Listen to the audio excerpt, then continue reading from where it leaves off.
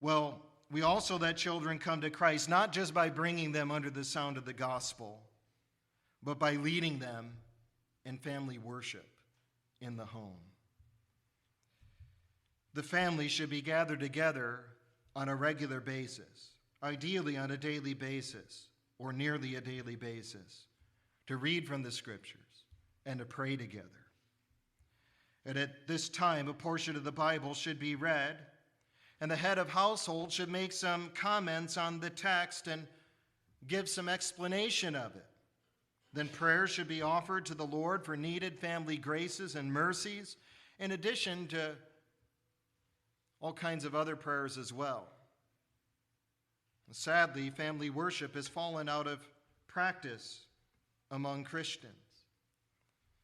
But its regular observance in past generations was a major facet of domestic life. Its observance was a major emphasis of the Reformation.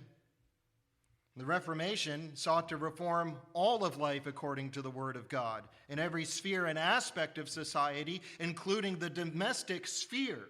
And one of the ways that the Reformers sought to reform the domestic sphere according to the Word of God was by instructing heads of household to conduct regular family worship, to open up the scriptures and pray together as a family.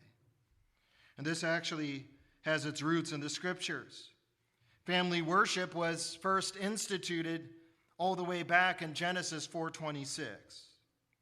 We're told there that Seth, the son of Adam in the chosen line of Christ, this was the godly line that proceeded from Adam, the promised line. As for Seth, to him also was a son born, and he named him Enosh. Then men began to call on the name of the Lord, it says. That's a metonym for worship. They were worshiping God together. They were calling on the name of the Lord by invoking him in solemn prayer and worship. As one theologian commented, quote, "It is evident that the first worship which the first man and his children paid to God could be nothing else than family worship, since they constituted the only group which then existed on the earth." End of quote. So there was no broader society.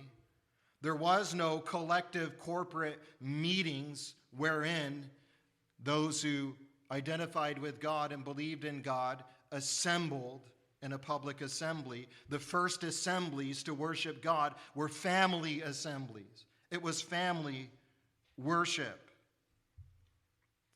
And so family worship existed in the primordial history even before formal church worship existed. And then when tabernacle worship and temple worship and then church worship was later instituted, it was not intended to be a replacement or substitute for family worship, but rather a supplement to it.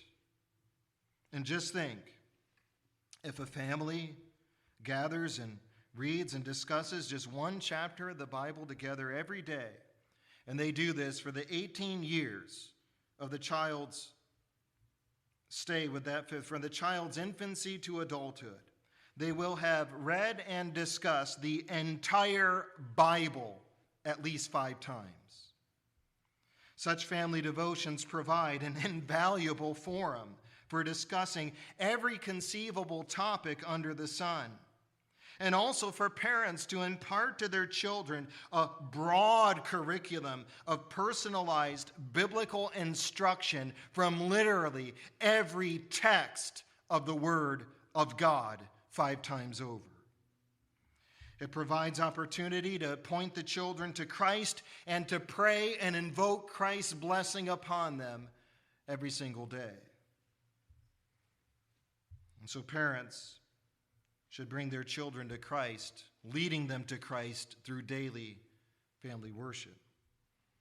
They should also bring their children to Christ by every other means possible.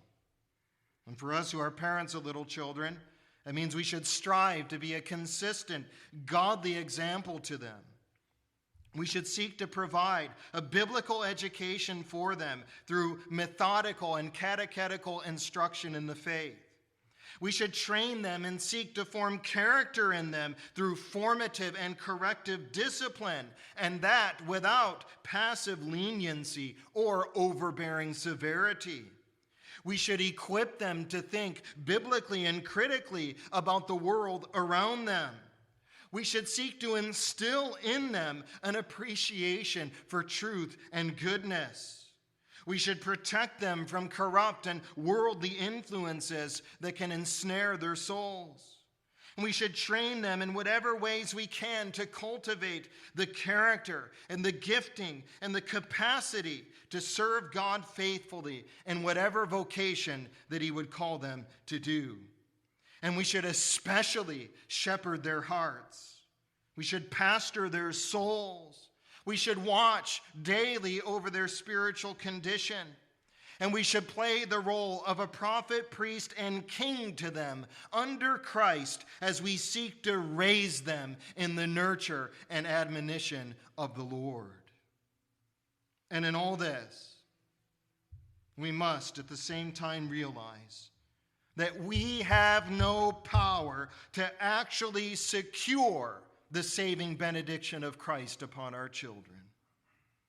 For that, we are at the mercy of the sovereign Lord, who works when and how and in what manner He pleases.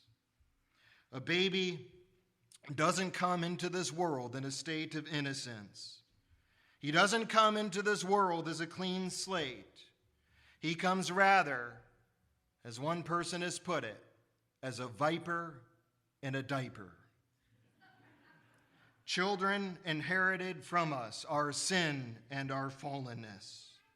And they are in that condition bound in iniquity unless the Lord sets them free. And so their greatest need is not behavioral conditioning. Their greatest need is not education or reformation. It's not simply to learn etiquette. Their greatest need is regeneration. They must be converted. We have passed on to them our sinful nature, the ungodly heritage of a sinful nature. Will we not impart to them and pass on to them as well a godly heritage of rich biblical instruction and nurture and admonition? They must be converted through the Word of God. And so